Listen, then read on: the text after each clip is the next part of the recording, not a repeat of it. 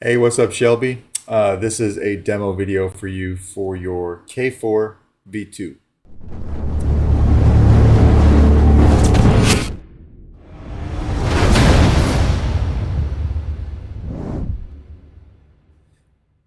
This is installed the Proffie. It's got a Carl Chen PCB in here. I've still got your blade plug right here, and it is safe to use because it just has the polycarbonate on the back. So you can put this in and lock it in, no problem, and it won't touch those pins. Okay. You have a 2-button setup here, so your front switch over here will be your power. Your back here will be your auxiliary. This is just for show. This was a little bit loose, this bubble strip, when I was messing with the Saber. So I did glue it down so it won't come loose on you. All right. How to get to your chassis is you just want to take this this booster section and the pommel and unscrew everything. All right. When you take that off, you'll see you've got a 28mm Smuggler's Outpost Elite speaker. You've got your Proffie board there. You do have a static battery, an 18650, excuse me, that's located in this section right here. So you have a 1.3mm recharge port, and then this is a kill switch for that recharge port that I printed as well. All right. The board is just a snap fit down into the shelf, so you can pop it up like that if you ever want to do any changes or get to your SD card, and then snap it back down into place. All right. Or you can do all of those changes when you take the kill key out, because everything is accessible once the kill key is out. But when you want to turn this on, come over here, grab the kill key and pull it out. I will never join you, just like that. Don't lose this because it is very small. If you need have a link to the charger and the adapter that you'll need for this recharge port, let me know. I'm happy to send that to you. All right. Once you get that off, just slap this back on and screw it down. I did get all the fonts on there that you sent me this morning, so everything is good to go, right? So once everything is locked down, we can come over here and hit power. Get your LEDs firing up.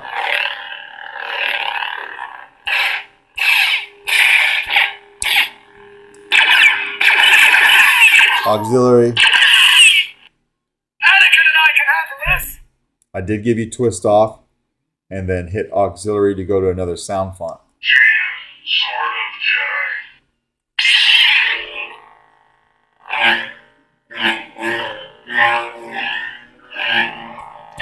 Good flash on class.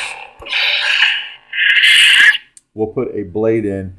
This particular emitter has 2 different blade retention screws, and the kit also comes with a with an Allen key to use. All right, I was going to use my TriStar blade.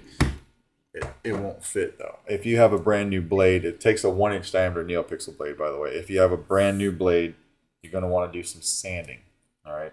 It's a very tight emitter. I'm going to go ahead and I'm going to turn the Saber on while I put the blade in so I know when I hit the pins.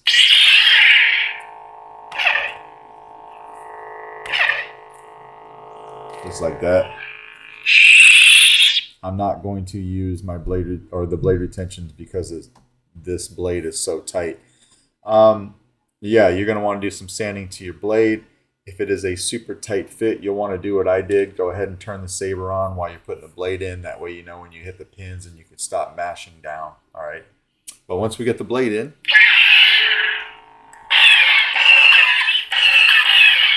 blaster bolt deflex is just tapping the auxiliary switch. Blade lockup is holding the aux down and hitting the Saber. And you'll see that right there.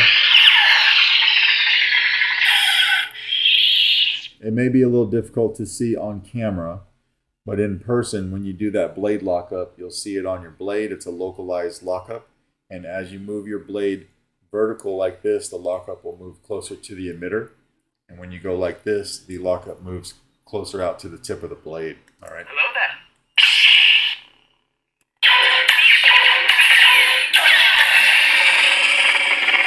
It's right here. And now it's right here. Right. Hey, if you want to do business with the slug, it's none of my concern.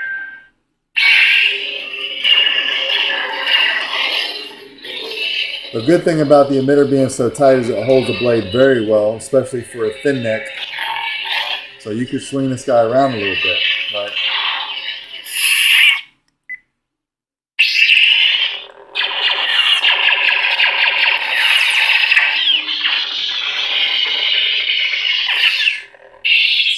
Every one of your soundtracks, or I'm sorry, every one of your sound fonts has a soundtrack.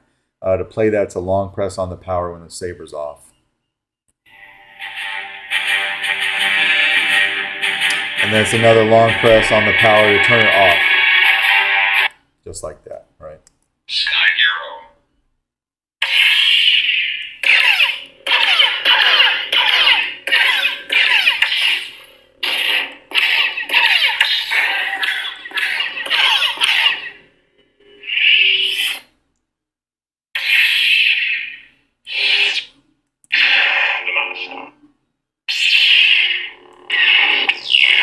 Now, if you ever want to change color of a sound font, all you have to do is hold down the auxiliary and press the power.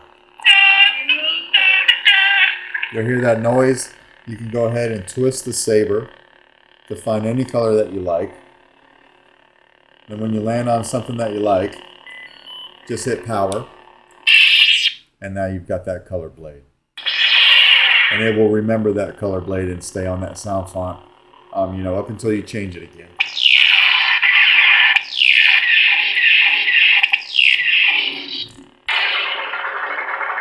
This is a good color to see your blade lock up. You can see it up against my hand. All right, and then when we're done,